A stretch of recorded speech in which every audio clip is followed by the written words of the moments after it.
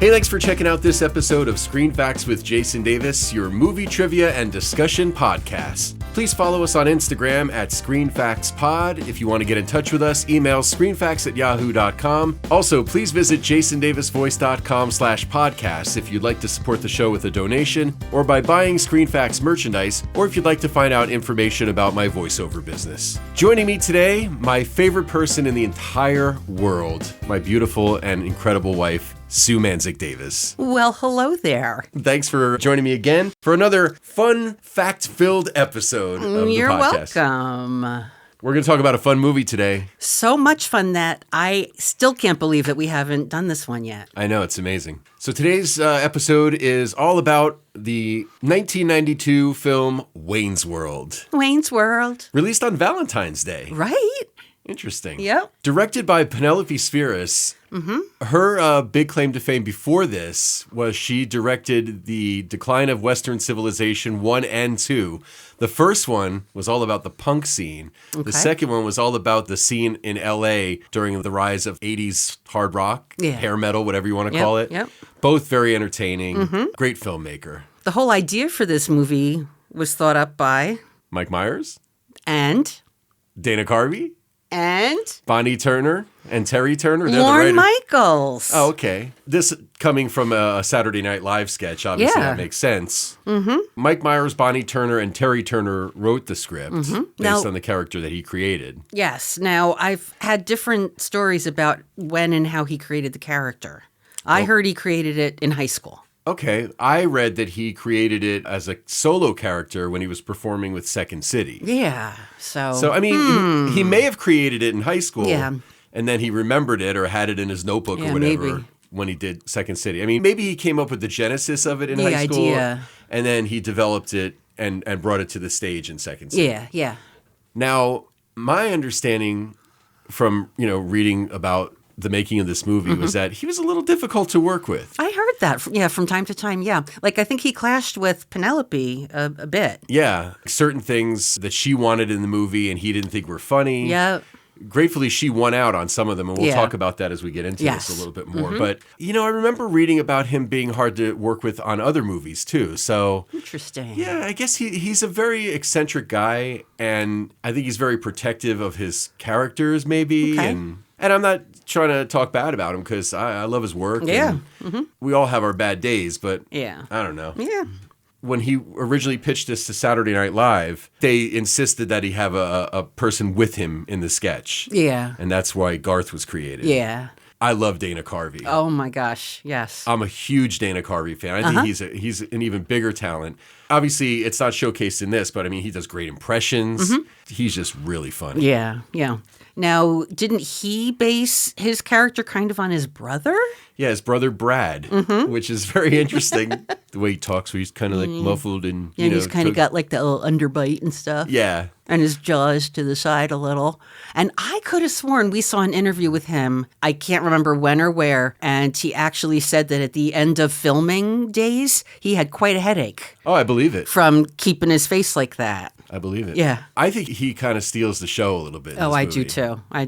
He's so good. And just to be able to come up with these characters, too, is wild to me. I would imagine, even though Dana Carvey based the character on his brother, it's probably a very exaggerated version of what his brother was like. I would think because, so. Let's face it, all things comedy, or most things comedy, do stem from a very awkward kind of thing a lot of the time. And, I mean, there's very few characters more awkward than Garth Algar. That's true. So I love what he does with the character. Yeah, it's really funny. What I love about this movie, first off, anytime I put it on, I'm already in a good mood right away.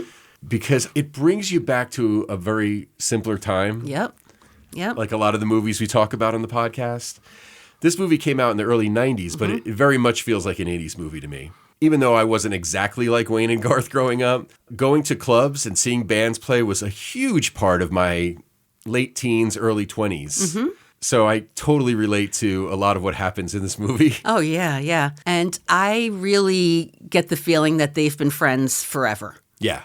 Like neighborhood kids grew up friends together. And I think even the extended friends, I think they've just all been friends forever. And kind of the reason I got that was because of the stuff that Wayne and Garth do, the things that they do just to pass time, because it was the 80s or 90s, and there wasn't half the stuff that there is technologically. Yeah. When they're playing in the street Yep. and they're yelling car, I was right back to growing up on our street. We would take tennis rackets and a tennis ball and just go out in the street, hit it back and forth, Game on. We never said that, but we did call car. And Yeah. then sometimes if you were feeling very saucy, you would say, car, C-A-R, stick your head in jelly jar. I don't know why. And then when the car cleared out, you set back up and you kept going. Nice. And We didn't have the internet, so No. you just came up you with dumb just did shit stuff. like that. They hang out at the donut shop. They eat red vines while driving in the car. They go see shows too. And they hang out at the airport or near the airport and lay on the car and have the planes fly over them. There's not a lot going on there, is there? Yeah, well, it's also like a suburb of Chicago Yeah. too. So Midwest. Yeah, but the whole vibe of you can just tell. Friends forever, even the other buddies. Now that you mention it, when they're hanging out in the donut shop, I actually have memories of hanging out in Dunkin' Donuts. Okay. There used to be a Dunkin' Donuts on Route 23 in the, I want to say, Pompton Plains, Pequannock area. Okay. It's not there anymore. And I remember going there, after maybe a high school party or something, because they were 24 hours at that time. Oh, that's right. They were. Yeah, it was good. Yeah. When you were growing up, maybe this is more of a guy thing. Did you drive around with your friends just aimlessly, not with a destination, just to cruise? Yeah, Okay. sometimes. All right. And actually, Brookdale Park, which is kind of goes right between Montclair and Bloomfield, it used to have the drive. You used to be able to just ride around it and around it. Oh, okay. And around it. And we would do that. And you could park like on the inside of the loop, but then they put blocks up so that you couldn't go around and around. You could maybe go like to the second exit, but then you had to get out. Oh, okay. Which was a real bummer. Yeah. You couldn't go cruising. I mean, for us, it was just nice to drive around town Yeah. and maybe go to the neighboring town. And just for us, it was just the thrill just to be hanging out, having the freedom to drive. Because, Yep. when you first get your license, that's all you want to do, right? Yeah. And then the idea of just listening to songs. Yeah. Music was such a big part of certainly my teenage years. Yeah. I don't want to speak for you. No, But me too. yeah. Remember how I tell you that Jack and Diane, I was 16 when that song came out, and then Sexy and 17, I was 17 when that came out? We'd be in someone's car singing along to it and going, hey, we're 16. Oh my gosh, we're 17. How cool is that? That's amazing. Yeah. So yeah. I think that's how artists connected too. Seeing the scene when they go to Gasworks, Yep. and Crucial Taunt is on. Yeah. That was my life for many weekends. Yeah. The whole thing was you go see your friends' bands play, or even if your friends weren't playing that weekend, that was just the thing to do. Go to Yeah. a club and see bands play, and then you'd get out, you go to a diner. Yeah. Because the diners were 24 hours back Oh, then. diners for 24 hours. French fries with gravy. Yep. It would blow my mind that it could be like 2 a.m. Someone at the table could get spaghetti. Yeah. Someone else could Anything get you want. French toast. Yep. Amazing. Yep. So much fun. Yep. When they're at the donut shop, I noticed a couple of interesting things, and I'm guessing that the guys had been doing this forever. One of the friends is sitting like kind of at the counter, and he's drinking creamer from the creamer container. Okay. Like that's meant to pour into your coffee. He's just drinking it right from there. And then at the table, they show Garth, and he is holding a jelly donut, and he's got like a stirrer straw thing, and he is Sucking this jelly. sucking out the of it. jelly out. Yeah. And I'm thinking they've been doing this forever. Yeah, and plus it's probably done for laughs too. Yeah. I mean, I never did that kind of stuff, No. but yeah, we weren't troublemakers or No. anything, but we enjoyed, eating and hanging out, Yeah. listening to music. And they're not real troublemakers either. No. When the cop shows up and they're talking to him and they're teasing, oh, do you smell bacon? Oh, Yeah. oh, oh. Yeah. But what are you doing later? It's just regular. Yeah, and then that cop ends up helping them later, Yeah, on, which yep. is great. This movie has a great cast too. Yes. Rob Lowe is comic gold in this movie. Right? That slicked back hair. Yeah, and just in his how he plays it straight. Mm-hmm. And I was reading that when he was brought into this movie, he really hadn't done a lot of comedy. He was more known for doing dramatic stuff. Yeah, because he was in the Brat Pack, right? Yeah, he was one of the Brat Pack members, but he was in a movie called Class in 1983, I want to say. Okay. Now, granted, most of his earlier films were more dramatic. Mm-hmm. Class is a comedy. It's Rob Lowe, Andrew McCarthy, Jacqueline Bisset, Cliff Robertson. And I haven't seen it in a while, so I probably shouldn't talk about it in, it's a really good movie, because I might watch it now and go, yikes. I remember thinking it was pretty funny, but it wasn't like this comedy that he does in this movie. Right. But then after this, it just opened all kinds of comedic doors for him. Mm-hmm. I mean, Parks and Rec, he was fantastic on that show. Mm-hmm. I wonder if this was the first place he used literally. I mean, I don't remember it in any of his other roles, but I'm not an expert on stuff that he's done. Yeah, because he's talking about Noah. Mm-hmm. And he, saw you guys, and he literally jumped out of his seat. Mm-hmm. And we both looked at each other and went, literally. Yeah, that's, of course, something that he says a lot in Parks and Rec, his character. And he has a book. He has a podcast called Literally with Rob Lowe. There you go. Yeah. Celebrity friends and stuff. So, yeah. It's pretty funny how one word can become your little catchphrase. He's literally great in this movie. He literally is. Tia Carrere as Cassandra. Mm-hmm. Now, should we talk about the fact that she's Hawaiian and she's putting on a weird... the accent? Taiwanese accent, was it? Cantonese. Cantonese. Yeah. Now, she did speak Cantonese. Oh, okay. Oh, okay. She actually did. Oh, okay. She is from Hawaii. Mm-hmm. Her actual name, Althea Ray Duhino. Wow. But her little sister couldn't say Althea, so she started calling her Tia. Okay. She was discovered in a grocery store, Tia Carrere. Huh. They put her in a movie called Aloha Summer. Okay. Moved her to L.A., and she was going to, go from there.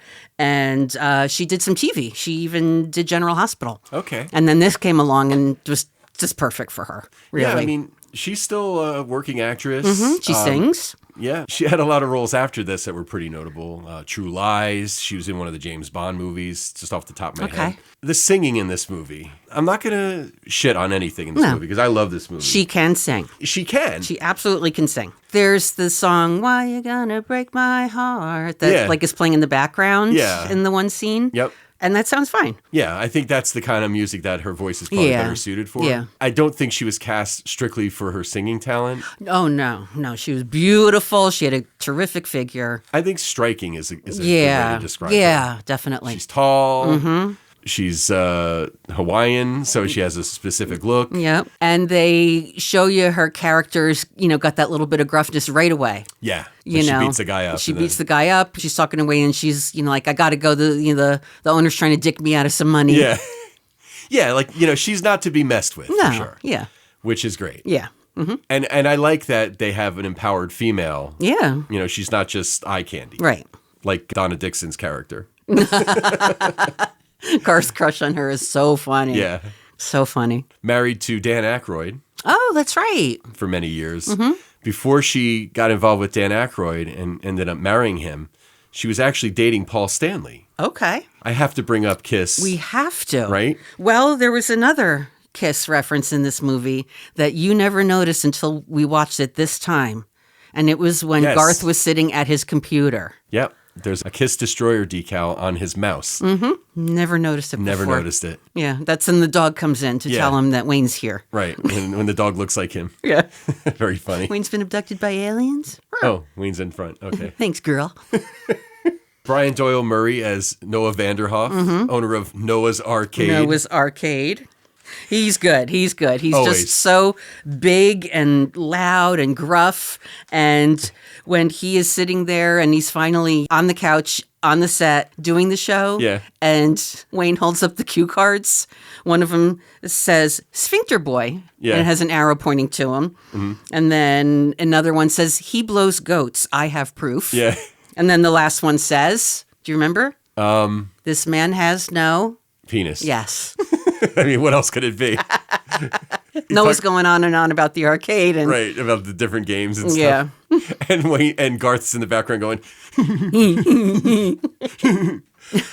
Lara Flynn Boyle has this small role as Stacy, the ex-girlfriend, but very funny. I never noticed until this last watching too that she has a necklace. It says Wayne, a gold necklace that says Wayne. Yeah. Yep. Oh my gosh, we broke up. Net. Are you mental? So I read that the scene where she gives him the gun rack actually happened. Mike Myers was dating a girl. They broke up, and she gave him a gun rack. She said she did it as a joke. I do not have a gun. Let alone many guns to necessitate an entire rack.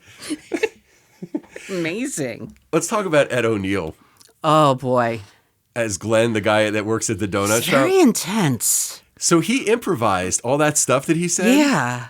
And just the way he like has that blank stare when he's Yep. delivering his stuff. Yeah. And this was in the middle of Married with Children when he was Al Bundy. Okay. So he was on a roll. Yeah. Like this, Married with Children. He was in a really bad movie, but probably sort of a cult following that Andrew Dice Clay did called The Adventures of Ford Fairlane, Okay.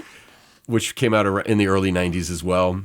And then, of course, he had a lot of success on Modern Family Right. later. So Yep. Ed O'Neill is definitely, he's great. Yeah. Yeah. His stuff is very, Very funny. and it's just so out there. Totally. Yeah. And then, of course, the cameos from Chris Farley, Meatloaf, and Alice Cooper. Alice Cooper. Yeah. We're not worthy. We're not worthy. We're scum. I like when he does that whole monologue. So originally, he thought he was just being brought in like to perform That's on right. stage. for Yeah. that Yeah. scene. He didn't know he was going to have to learn a little monologue. And then I think they said, well, we want you to, have a couple of lines too. Yeah. He didn't realize it was going to be as extensive as it was. Yeah. And the fact that he nails it, especially since he's not really an actor, although one could argue that his onstage persona is acting. Yeah, that's So, acting. That's a character he's created. Yeah. Yeah. It's an interesting one too. I have heard that he is a bit of a history buff. I believe it. Yeah. That whole scene is great. Actually, it's Milwaukee. That's right, Pete. Does this guy know how to party or what? And then Frank DeLeo as Frankie Sharp, Yeah. a.k.a. Mr. Big. Yep. He was actually Michael Jackson's manager from 1984 to 1989. Okay. So there you have it. I like it. I like the fact that really the first time you see him, all you see is his feet. Right. Tapping. Next to the TV screen Yeah. and the foot's tapping. So you're like, okay, I think he likes it. I think he likes it. And I love how they make fun of the plot holes, too. Oh, yeah. So when Chris Farley, as the security guard, is giving him all the information about Mr. Big's itinerary. Yeah, and he's doing it with the arm gestures. and Right, the, like he's you know, flexing This and way stuff. and that Yeah. way. I'm going through town. Yeah. And then they say after they were kind of interesting that he knows all that, isn't it? Because, obviously Yeah, like, that's why would he tell us all of that? because they knew that we would be making fun of that. Right, Otherwise. yeah.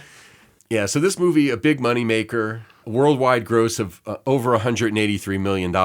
No way. Way. And, of course, Wayne's World 2. I don't know if I've ever seen Wayne's World 2 from start to finish because it's probably more of a cash grab. if It we're might being have honest. been. I heard it was even better than the original Wayne's World. Not.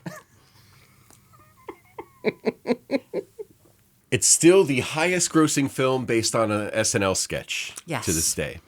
I love how when they do the parody of all the product placement. Yes.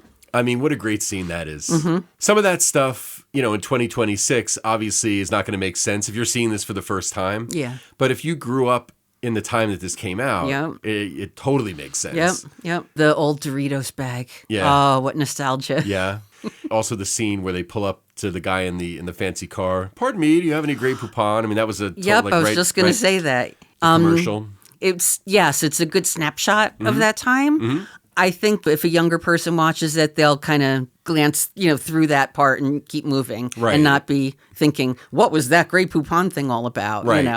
And even the very beginning of the movie starts with Rob Lowe and his girlfriend. They're in bed and they're watching TV and she's, using the clicker and changing channels. Yep. And it's a clicker. Yep. And the commercials that were on were Chia Pet and the Clapper. Yep. Like she one to another. Yeah. And then she, lands on Wayne's World and that's how he discovers it. But I wrote that down right away. I was like, oh my gosh, the commercials from that time. It's just iconic. Yeah, I mean, this movie taps into what was really happening in pop culture at the time. Yeah. So the music is a big part of this movie, too. Huge. Yep. The Bohemian Rhapsody scene is obviously iconic in Yep. this movie. Couple of things about that I read that I think are very interesting. Yeah. Number one, originally, they didn't want that song in the movie. I know. So Lorne Michaels wanted a Guns N' Roses song because Guns N' Roses was really big at this time. Yep. Mike Myers insisted on Bohemian Rhapsody, and he even threatened to quit the movie if he didn't get his way.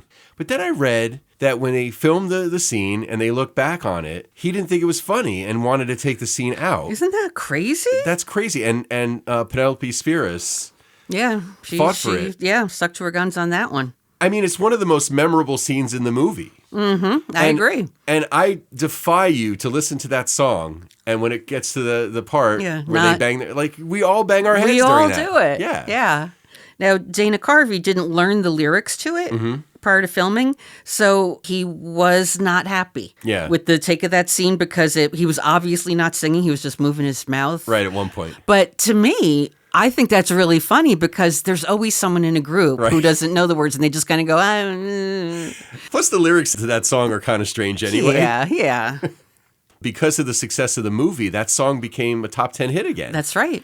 Which is amazing. Yep. You know, and really kind of reinvigorated Queen's career. Yeah. Which is obviously a great thing. Freddie Mercury sadly passed away before the movie came out. However, he was able to see that scene because Queen was given a copy of the scene to show him.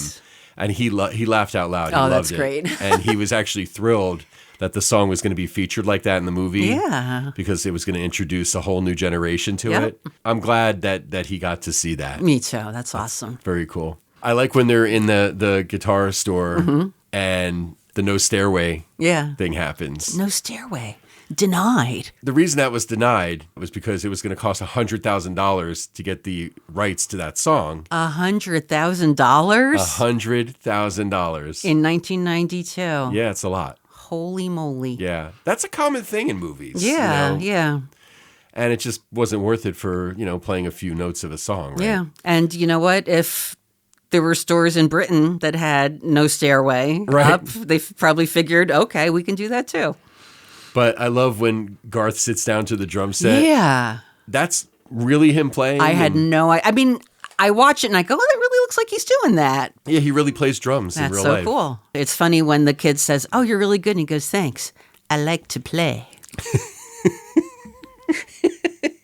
The scene of Cassandra's video shoot is very fun, too. Supposedly, the horrible jungle music video was a possible reference to Pearl Jam. Okay. Because they went through something like that with their song Even Flow. Really? Yep. I can't imagine any band from the grunge era doing a video like that. Well, I think they did not let the video be released. Well, so they actually filmed something like that? That's what I heard. That's what I read. All right. That's interesting. I'm sure it's out there somewhere. It might be. It's so funny when Wayne shows up to try and win Cassandra back, and he opens the the door of the camera. And the film just keeps coming out. It keeps seems going. like 5 minutes, but it's not. Yeah. So funny. That's a good visual. Yeah. But then the Oscar scene. The Oscar scene follows that, right? Yeah. Yeah. When he splashes the water on his face. And it says Oscar clip. Yeah. Am I supposed to be a man? Am I supposed to say, it's okay, I don't mind, I don't mind? Well, I mind big time. And you know what the worst part is? I never learned to read. And Cassandra's like, is that true? yes, everything except the reading part. Oh my gosh. Well, I mind big time. I mind big time. Big time. Another thing that they highlight of the time is Terminator. Yes, Terminator 2. Yeah. The T2. T-1000. That is super funny. Right. It was such a big thing in the culture that they could, just like the Grey Poupon. Mm-hmm. I think that's another thing that Mike Myers wasn't sure about. Really? Yeah. He wasn't sure if people were going to get it, maybe. I mean, T2 was such a gigantic movie. Even I knew all about T2 because I probably saw it twice, you know? I remember seeing this movie in the theater, and when that scene came up, people howled. Yeah. I love all the pop culture references. It's such a silly movie, too, you know? It is. It really is. And it's great when you're just in the mood for silliness and not having to think. Yep. And you want to take a trip back in time to that era. Yep. You want to take a ride in the Mirthmobile? Exactly. It's fun. 1976 AMC Pacer. Oh, that's right. Yep. I think it's the perfect car for these guys to hang out in. Oh, absolutely. Because the car itself is like a character. Right? Yeah. Yeah. The Mirthmobile. The Mirthmobile. And when they're getting it fixed and they're like dumping out the coins and all the, like singles and fives to pay. And then Garth picks up. What does he pick up when they're in the garage? I think it's like a power wrench. Yeah. Yeah. And he ends up carving up the side of another car. Because he's just awkward. He's super awkward. Yeah. I like when Garth takes you on the tour of Benjamin's apartment. Mm-hmm. The artwork is huge on the walls. Mm-hmm. Like one piece takes up a whole wall. Garth calls it a fully functional babe lair. Yeah. And then he finds his black book. Yeah. People don't have black books anymore. Your little black book. No, it's all with computerized. Your contacts and your little calendar. And he says, well, purchase this, something or other show and exploit it. Yeah. And Benjamin's just so snooty and high class. And, when he offers the champagne and then he explains to them, only from France is it champagne. Here it's sparkling wine. Right. And then he goes and he orders the Chinese food in Cantonese. Right. And I love the fact that they do 3 different endings. Yes. And I love each one of them. Mm-hmm. Because you have the first one where it's just what's the absolute worst that could happen for Wayne, and that would be for her to leave him and go off with Benjamin. And then the thing, then they do a Scooby-Doo ending. Mm-hmm. And they pull the mask off the guy. Yeah. And then they do the real ending. Right. Wayne's World, still fun. Oh, just so much fun. I could definitely enjoy this movie anytime. Oh, again and again. Yeah. Absolutely. Anything else? I think that's about it. Okay. Yeah. Well, join us next time. Wayne's World, party time. Excellent. And thanks so much for listening. We really appreciate you. And remember, if you want to get in touch with us, give us your thoughts on this podcast, this movie, you can do so by emailing screenfacts@yahoo.com. Please follow us on Instagram at ScreenFactsPod. And if you'd like to support the show with a donation or by purchasing ScreenFacts merchandise, and by the way, it's not just t-shirts and other apparel. You can buy mugs, magnets, all kinds of cool stuff. Shower curtains. A comforter. Duvet covers. You could buy a ScreenFacts clock. That's true. An apron. You could. Lots of really fun stuff. Mm-hmm. So if you're interested in any of that, or if you want to find out information about my voiceover business, jasondavisvoice.com/podcast. Last night was the most incredible night of my life. You were terrific.